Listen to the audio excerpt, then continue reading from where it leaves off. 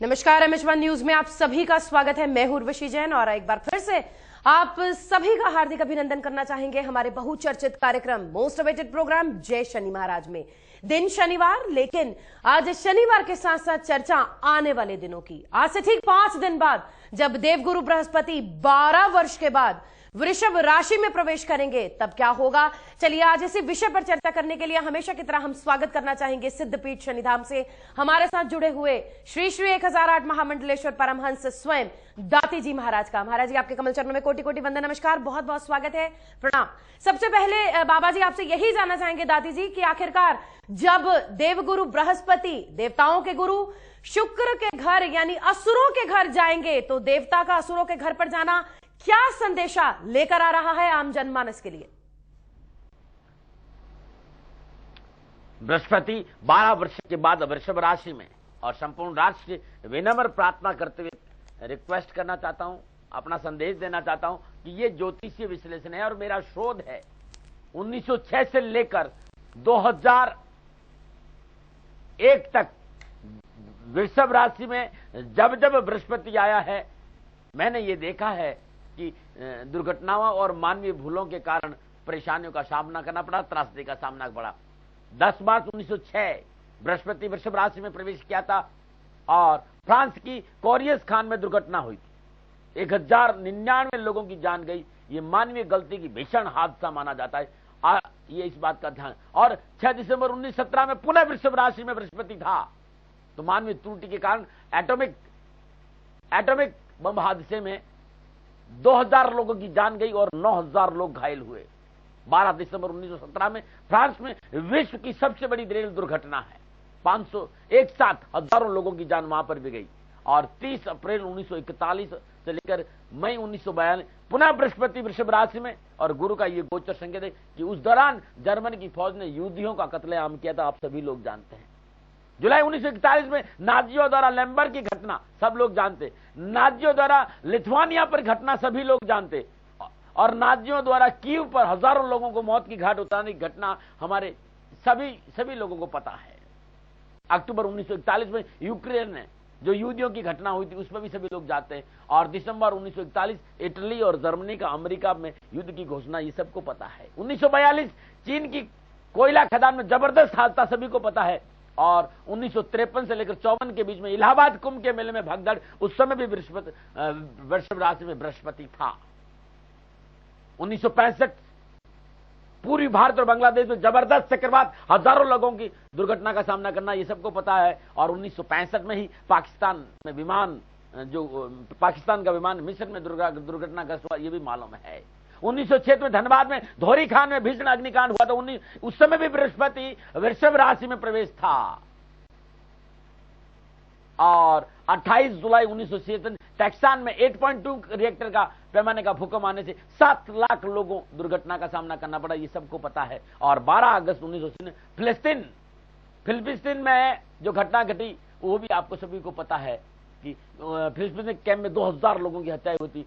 और 17 अगस्त 1906 में 8000 लोग दुर्घटना के शिकार हुए थे। ये जब वृषभ राशि में बृहस्पति था।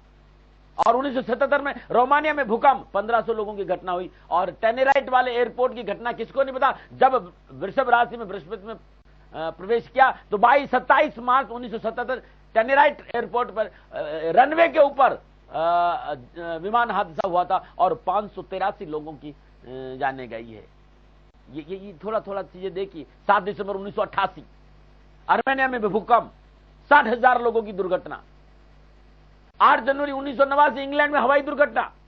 8 फरवरी 1989 अमेरिका में फिर पुनः हवाई दुर्घटना। 27 अप्रैल 1989 पुनः तूफान में 500 लोगों की मौत।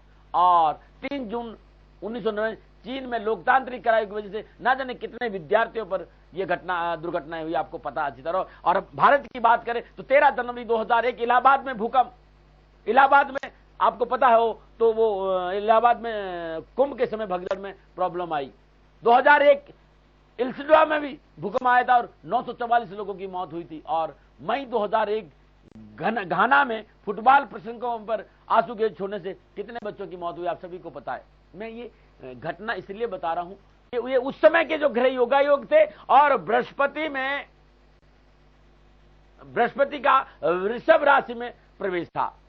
राष्ट्र एक प्रार्थना करना चाहता हूं, ये जो घटनाएं हैं ये ज्योतिषी दृष्टिकोण से आपके सामने रख रहा हूं। उस समय का जो संपूर्ण ग्रह योगायोगों को भी था, खाली बृहस्पति नहीं था, उस समय के ग्रह योगायोगों की युति संबंध, दृष्टि संबंध था। मैंने ये देखा है कि जब जब वृषभ राशि में बृहस्पति प्रवेश करता है, मानवीय त्रुटि और प्राकृतिक प्रकोपों का सामना करना पड़ता है। इस बार बृहस्पति वृषभ राशि में प्रवेश कर रहा है, और जब इस बार बृहस्पति वृषभ राशि में प्रवेश करेगा तो क्या क्या होगा मैं ये बताने जा रहा हूं, जो मुझे लग रहा है, मेरी शोध कह रहा है। मैं प्रजापिता ब्रह्मा नहीं हूं। आप सेकंड ओपिनियन जरूर लें, और लेना बहुत जरूरी है, क्योंकि मानवीय भूल मेरे से भी हो सकती है। इस समय प्राकृतिक प्रकोप का सामना करना पड़ेगा। बृहस्पति का वृषभ राशि में प्रवेश 16 मई 2012 से लेकर 16 मई 2013 तक प्राकृतिक प्रकोप का सामना करना पड़ेगा।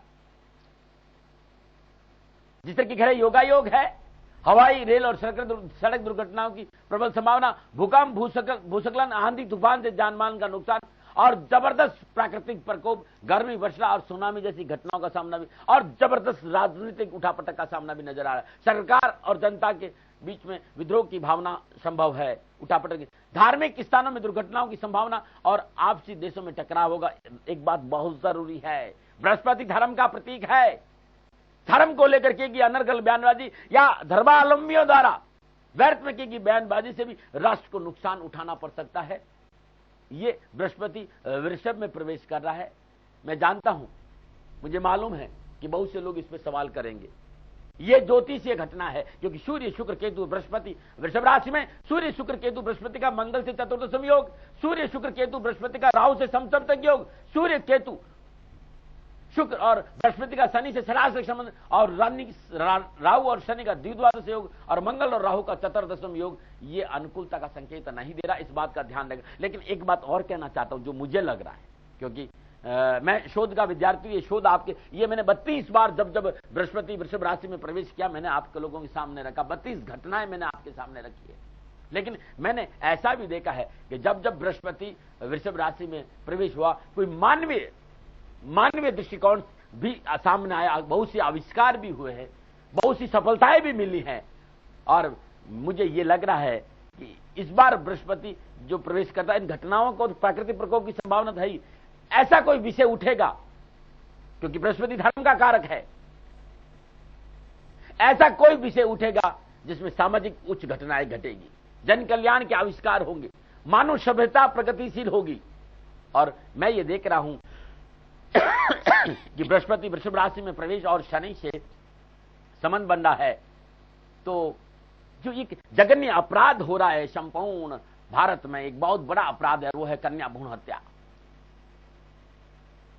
दहेज प्रथा। मुझे ऐसा लगता है, मैं गणितज्ञ हूं और मैं तो हाथ जोड़ के प्रार्थना करता हूं समाज के और संपूर्ण विद्वानों से कि भाई मैं गलती कर सकता हूं, आप शोध कर लेना, सेकंड ओपिनियन ले लेना। मैं तो खाली, क्योंकि मानव भूल है, मैं एक मानव हूं और मानव के नाते अपना शोध प्रस्तुत कर रहा हूं, और शोध इस आशा के साथ प्रस्तुत कर रहा हूं आपके काम आए। हाथ जोड़कर माफी पहले ही मांगता हूं, गलती हो सकती है, जैसे मैंने कहा मानवीय भूल और प्राकृतिक प्रकोप के कारण भीषण घटनाओं का सामना करना पड़े, ऐसे ही मैदानी ज्योतिष के अनुसार मैं ये कह रहा हूं कि बेटी बचाओ जैसी योजनाओं पर संपूर्ण भारत एक साथ खड़ा हुआ नजर आएगा, भ्रष्टाचार के मुद्दे पर संपूर्ण भारत एक साथ खड़ा हुआ नजर आएगा। और मुझे लगता है कि देश जैसी प्रथाओं पर जबरदस्त कानूनी शिकंजा कसने जा रहा है। न्यायपालिका और कार्यपालिका इतना जबरदस्त इन दोनों कुप्रथाओं पर प्रहार करेगी कि बेटियों को संसार में जीने का एक अवसर मिलेगा, बेटियों को आगे बढ़ने का मौका मिलेगा, बेटियों को उच्च पदों पर आने का मौका मिलेगा, और बेटियां सक्षम होती नजर आएगी। और दाती महाराज पिछले 14 साल से जिस मकसद को लेकर, बेटी बचाओ योजनाओं को लेकर, दाती सुमंगला योजनाओं को लेकर दर दर भटक रहे हैं, ऐसा मुझे लगता है कि बृहस्पति जब वृषभ राशि में प्रवेश करेगा तो बेटी बचाओ जैसी योजना, मानव सभ्यता प्रगतिशील होती नजर आएगी, ऐसा मुझे लगता है। और मुझे लगता है कि ये जो दानव है, दहेज नामक दानव, इस पर कार्यपालिका, न्यायपालिका और समाज के संपूर्ण लोग अटैक करते हुए नजर आएंगे, ऐसा भी लगता है। ये मेरा शोध था और बहुत सहज भाव से आपके सामने रखा। पुनः राष्ट्रहित में संपूर्ण राजनीतिज्ञों, धर्मावलंबियों और धर्म के जो अधिकारी लोग हैं, धर्म पे जो बोलने वाले, उन लोगों से कहना चाहता हूं कि राष्ट्र से बड़ा न कोई था, न कोई है और न कोई हो सकता। राष्ट्र हित में सोचना जरूरी है। जब वृषभ राशि में बृहस्पति प्रवेश करेगा तो प्राकृतिक प्रकोप और मानवीय भूलों के चलते नुकसान का सामना करना पड़ सकता है। मानवीय भूल नहीं हो, प्रकृति के साथ हमने खिलवाड़ की, प्रकृति तो अपने आप को बैलेंस जरूर करेगी, क्योंकि हमने प्रकृति को कम नहीं छेड़ा है।